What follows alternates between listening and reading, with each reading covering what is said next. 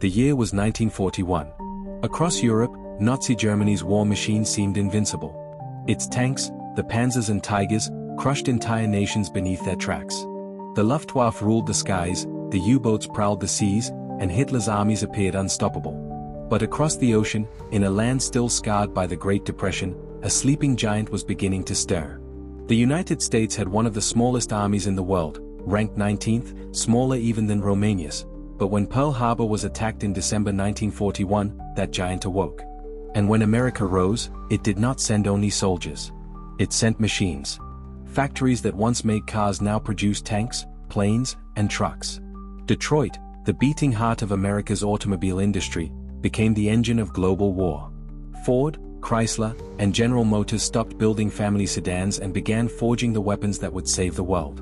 President Franklin Roosevelt called it the arsenal of democracy, and he was right.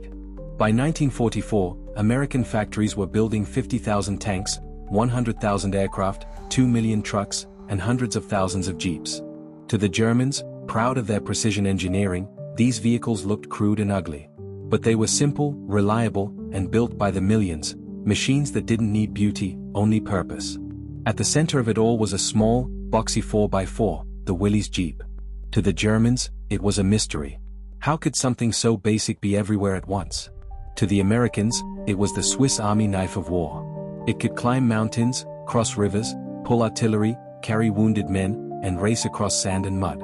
In North Africa, jeeps darted across the desert while German trucks bogged down. In Italy, they climbed rocky slopes that no panzer could reach.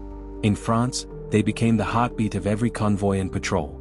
General Eisenhower once said, "The Jeep, the Dakota, and the landing craft won us the war." And he was right. The Germans had their own vehicle, the Kübelwagen, but it was no match for the Jeep's speed, versatility, and numbers. Where Germany built thousands, America built hundreds of thousands. Behind the scenes, it was not tanks or bombers but trucks that carried victory on their backs. The 2.5-ton GMC CCKW, nicknamed the Deuce and a Half, became the bloodline of the Allied armies. It hauled food, fuel, and ammunition across continents. It made armies move faster than any in history. While Germany still relied on horses for transport, millions of them, America moved on rubber tires and roaring engines. By D-Day, the US had shipped more than 800,000 trucks to Europe.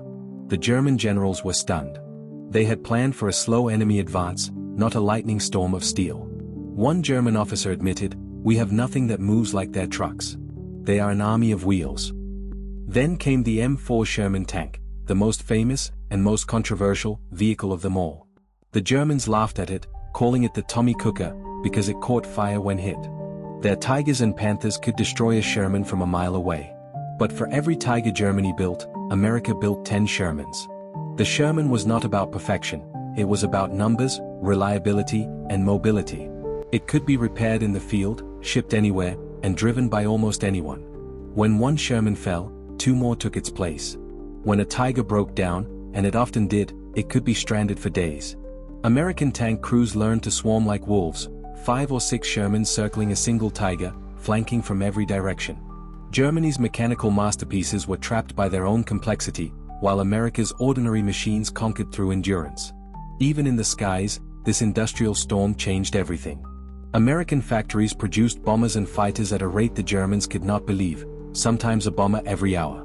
The B-17 Flying Fortress and B-24 Liberator filled the skies in endless formations. German aces like Adolf Goland and Erich Hartmann fought valiantly, but no matter how many they shot down, more came. Every plane lost was replaced within days. Every pilot fallen had 10 more behind him. For the first time, Germany faced an enemy that could fight and replace itself faster than anyone could destroy it. They were not just fighting men, they were fighting a machine built by a nation of builders. In the summer of 1944, after D-Day, that machine revealed its true power. The Allies broke out of Normandy in Operation Cobra, moving faster than any army in history. The Germans expected a slow, grinding advance. Instead, American convoys rolled through France at lightning speed. The secret was logistics. Their trucks, jeeps, and tanks never stopped. The Germans, still relying on limited fuel and horse-drawn wagons, could not comprehend it. The Americans had turned mobility into a weapon. From the beaches of Normandy to the gates of Paris, they moved like a tide of steel. To keep that tide flowing, another miracle unfolded. the Red Ball Express. Thousands of trucks, driven mostly by African American soldiers, thundered down makeshift highways from the ports to the front lines. Day and night, they carried ammunition, fuel, and food to General Patton's fast-moving army. They drove through rain, snow, and enemy fire, without rest, without pause. Thanks to them, Patton's tanks never ran dry. The Germans, watching from their collapsing lines, were astonished. One captured officer wrote, "We fight men, but we lose to machines." The contrast between German pride and American practicality could not have been greater. The Germans built masterpieces. The Tiger tank, with its 10,000 precision parts, was a mechanical marvel but fragile and slow to produce. The Americans built for simplicity and mass production. A Sherman tank could be built in a week. A Jeep in a day. Where Germany sought perfection, America sought performance. That philosophy, production over perfection, changed the course of history. When German engineers studied captured American vehicles, they were shocked by their simplicity. Parts were interchangeable. Repairs were easy. Everything worked. One German officer remarked, "The American soldier drives into battle as if he owns the world, and in a way, he does." Even in the darkest winter of the war, during the Battle of the Bulge, that difference proved decisive. Hitler launched his final offensive in December 1944, hoping to split the Allied lines. German tanks surged through the snow-covered Ardennes, but they quickly ran out of fuel. Their supply lines collapsed. American trucks, meanwhile, roared through blizzards to deliver fuel, shells, and rations to surrounded troops. Even when outnumbered, American soldiers turned jeeps into machine gun nests and trucks into barricades. When the skies cleared, swarms of American aircraft struck again, supplied and fueled by an industrial miracle. By January 1945, the German offensive was shattered. Their tanks stood silent, out of gas. Their trucks were abandoned. The American machine had outlasted them. For the German soldiers who survived, the experience was as much psychological as physical. Many said they were not defeated by courage or tactics, but by production, by a nation that could lose 1,000 planes today and send 2,000 tomorrow. It was war fought not just with bullets, but with factories. America's assembly lines became its front lines. Every worker with a wrench was a soldier. Every rivet hammered into steel was a blow for freedom. By the spring of 1945, as Allied forces stormed into Germany, the sight of endless convoys filled the roads: jeeps, trucks, Shermans, bulldozers, ambulances, an ocean of machines stretching to the horizon. German officers watched in silence. One of them whispered, "This is what defeat looks like, not in blood, but in steel." When the war finally ended, the numbers told the truth no speech could hide. The United States had produced nearly 300,000 aircraft, 86,000 tanks, more than 2 million trucks, and 640,000 jeeps. Germany, for all its brilliance, could never match that scale. Its factories lay in ruins, its resources exhausted, its complex designs undone by simplicity. Yet even in defeat, German engineers studied the American way: standardization, mass production, interchangeable parts. The future of manufacturing would follow the same path that had won the war. And so, when peace returned, the same factories that had built the machines of destruction turned back to building cars, tractors, and tools, machines for life instead of war.